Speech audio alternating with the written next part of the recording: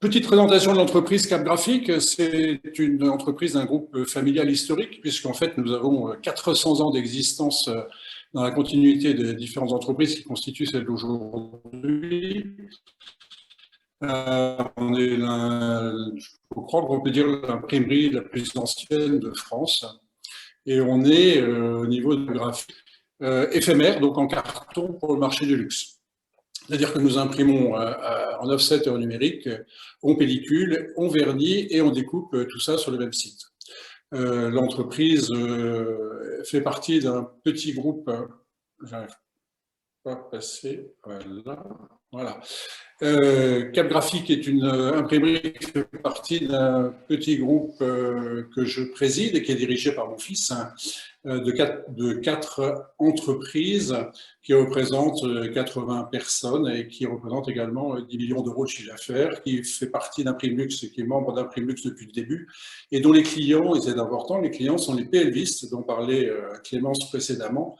Et à travers les PLVistes, nous travaillons donc pour quasiment toutes les grandes marques de luxe, de cosmétiques et de parfums.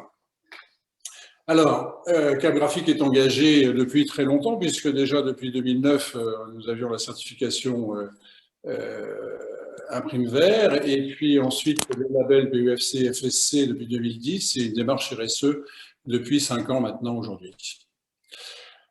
En 2017, nous avons eu la demande de nos clients, et principalement d'un de nos clients PLVistes, pour ne pas citer les ateliers Elba, de réduire l'impact carbone des PLV que nous imprimons, de réduire également, voire supprimer le plastique des PLV carton, des PLV éphémères.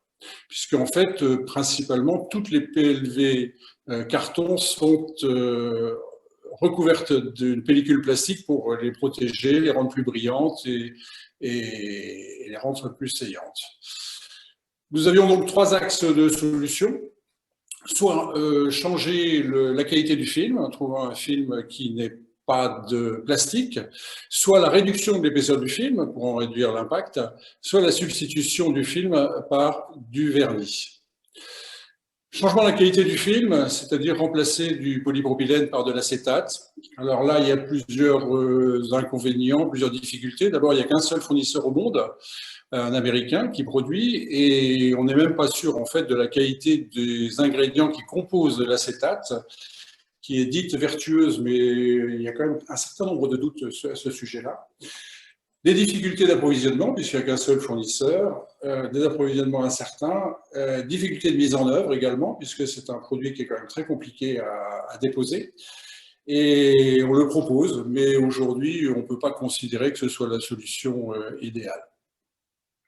La réduction du film plastique, donc ça c'est un point intéressant, puisqu'on a réussi à trouver des matériaux qui sont 2 fois moins épais, donc 2 fois moins lourds, passer pour certains de 16 à 8 microns et pour d'autres de 20 à 10 microns.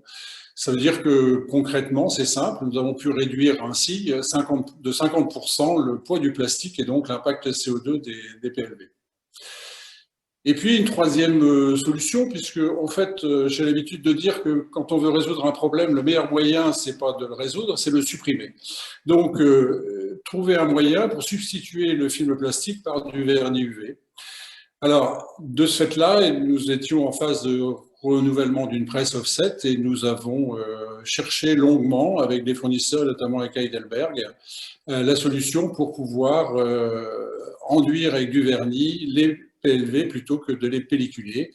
Et nous avons investi dans un matériel très lourd, puisque c'est un investissement global de plus de 3 millions d'euros, avec une partie uniquement pour le groupe Vernis de plus de 600 000 euros. Et donc, nous avons fait cet investissement.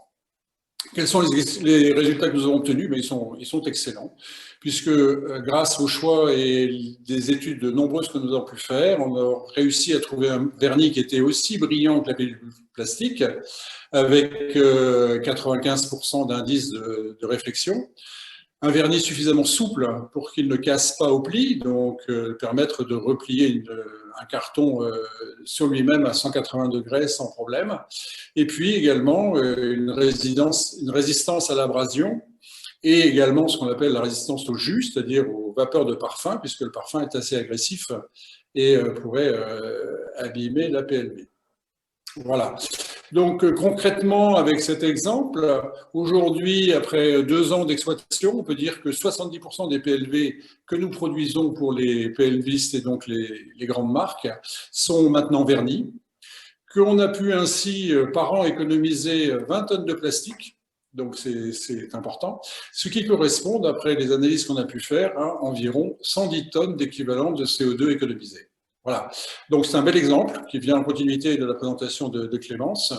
Et puis aujourd'hui, notre démarche, comme disait Benoît tout à l'heure, c'est d'intégrer le logiciel ClimateCalc de manière à mesurer l'impact global de l'entreprise, bien sûr, mais surtout le poids d'équivalent carbone par PLV pour venir dans la continuité et en coordination avec nos clients PLVistes. Voilà, un bel exemple. Merci pour votre attention. J'espère que je n'ai pas été très long.